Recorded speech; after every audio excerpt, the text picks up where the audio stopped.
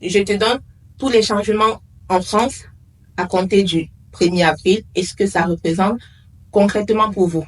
1. La révalorisation du RSA, le revenu de solidarité active. Donc, il y a une légère hausse de ce revenu-là à compter du 1er avril. Le montant du RSA va augmenter de 1,8% pour suivre l'évolution de l'inflation, du coût de vie. Donc, concrètement, qu'est-ce que ça représente pour toi qui est au RSA? Si tu es une personne seule et sans enfant au RSA, au lieu de toucher les 607,75 € que tu avais l'habitude de toucher, tu vas toucher à compter du 1er avril 618 € par mois. Et si vous êtes un couple avec 2 enfants, votre RSA va passer de 1334,98 € à 1357,70 € par mois. Donc, c'est toujours ça, c'est pas grand chose, mais ça reste toujours ça. Qu'en est-il de l'assurance chômage? Il y a aussi des changements importants pour les personnes qui sont au chômage. Le versement de l'allocation chômage, donc d'aide au retour à l'emploi qui était d'habitude, qui variait d'un mois à l'autre. Donc, avant, le montant de cette aide de retour à l'emploi pouvait varier, comme je l'ai dit, d'un mois sur l'autre, en fonction du nombre de jours du mois. À compter du 1er avril, vous allez recevoir un montant fixe, quel que soit le nombre de jours du mois, donc que ce soit le mois de février ou le mois de janvier, ce sera un montant qui sera fixe sur la base de 30 jours et ce, quelle que soit la durée du mois. Donc j'ai pris l'exemple sur février, janvier et mars. Maintenant, en ce qui concerne le cumul d'aide au retour à l'emploi, donc de l'allocation chômage et d'une activité indépendante, la durée sera désormais limitée. Donc si vous êtes au chômage et vous créez une activité d'auto-entrepreneur, de freelance, etc., vous pourrez cumuler vos aides chômage avec vos revenus d'activité, d'auto-entrepreneur, etc., mais seulement pour une durée qui sera équivalente à 60% de vos droits restants. Concrètement, qu'est-ce que cela signifie pour vous qui êtes au chômage et qui avez une activité à côté? Ça voudrait dire que si vous restez 10 mois d'allocation chômage, vous pourrez cumuler les revenus issus de cette activité plus l'aide au retour à l'emploi dans l'allocation chômage pendant une durée de 6 mois maximum. Et maintenant, il y a aussi l'aide à la création et à la reprise d'entreprise qui sera aussi impactée à compter du 1er avril. Donc, cette aide-là est versée en 2 fois aux chômeurs, autant pour moi, qui veulent créer une entreprise. Donc, à compter du 1er avril, pour toucher, vu que c'est versé en 2 fois, pour toucher le deuxième versement de l'aide à la création et la reprise d'entreprise, vous ne devez pas avoir signé un CDI à temps plein entre les 2 périodes de versement. Donc, concrètement, si vous créez une entreprise, vous touchez votre art et vous acceptez un CDI à temps plein avant le deuxième versement, vous allez perdre le versement de cette aide-là. Voilà. Maintenant, pour les salariés du secteur privé et du secteur public, vous êtes aussi impacté à compter du 1er avril, dont le versement des indemnités journalières de la sécurité sociale est désormais plafonné. C'était déjà plafonné, mais c'est un plafonnement beaucoup plus renforcé parce que lorsque vous serez malade, si vous êtes malade à compter du 1er avril, vous allez continuer à percevoir les indemnités journalières. Mais ce qui va changer à compter du 1er avril, c'est que le plafond, avant, il était de 1,8 fois le SMIC. Maintenant, ce plafond a baissé, il est de 1,4 fois le SMIC, donc ce qui fait 2522,57 € par mois. Donc, concrètement, si vous êtes en arrêt maladie, vos IJSS seront moins à compter du 1er avril par rapport à avant le 1er avril.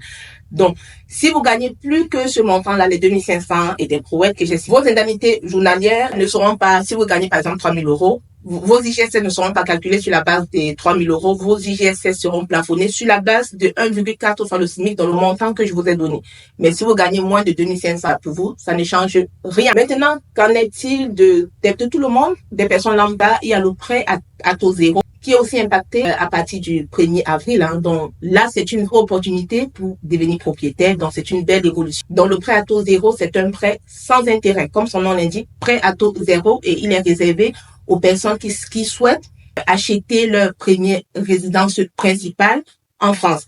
Donc, à partir du 1er avril, le prêt à taux zéro est désormais disponible sur l'ensemble du territoire français, y compris dans les zones rurales ou dans les zones moins tendues. Voilà. Parce que avant, c'était pas le cas, c'était beaucoup plus restrictif. Donc, Le prêt à taux zéro qui peut en bénéficier, toute personne qui n'est pas encore propriétaire d'une résidence principale sur les 2 dernières années. Voilà. Mais pour bénéficier du prêt à taux zéro, il faudrait que vos revenus ne dépassent pas certains plafonds. Donc, il y a des plafonds de revenus à respecter parce que c'est un prêt c'est une sorte d'aide. Donc, il y a des plafonds de revenus à ne pas dépasser. Et il faudrait que le logement soit neuf ou qu'il soit ancien avec des travaux. Voilà.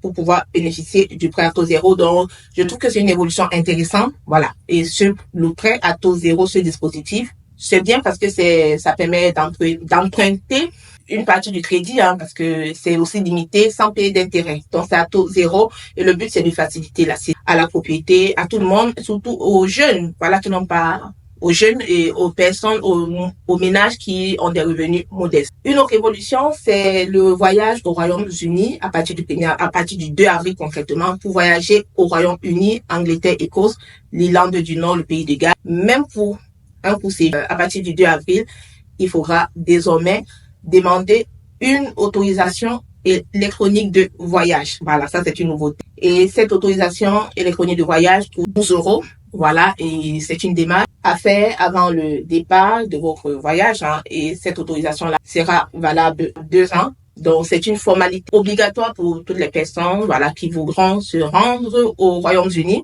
même pour un court séjour, donc même juste pour les vacances.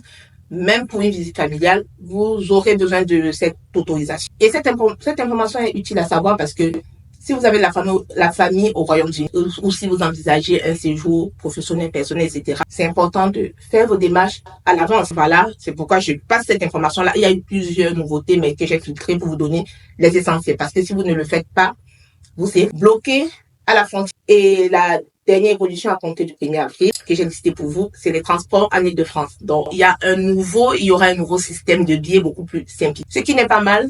Voilà, c'est une bonne chose. C'est une bonne chose, autant pour moi, pour les usagers des transports franciliens. Donc, à partir du 1er avril, tous les titres de transport, métro, Airbus, tram, seront harmonisés. C'est plutôt bien parce qu'on a connu des choses très compliquées. Donc, à partir du 1er avril, le ticket de bus et de tram sera de 2 € le ticket. Le ticket de métro RER sera de 2,50 € le ticket. Et ce ticket-là sera valable pendant 1h30 avec une correspondance dans le même mode de transport. Voilà. Donc, c'est une information qui est utile aussi à savoir.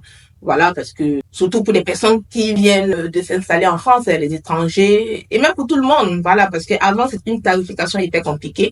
Donc le fait qu'il y ait plus de différenciation, autant pour moi, des tarifs par zone ou par type de trajet, j'avoue que ça simplifie beaucoup la vie. Donc en conclusion, retenez que à partir du 1er avril, ce n'est pas un poisson d'avril, donc ce sera une vraie mise à jour de vos droits et de vos conditions de vie en France. Donc, c'est important d'être bien informé pour anticiper les choses. C'est important d'être procédurier, comme je vous l'ai dit.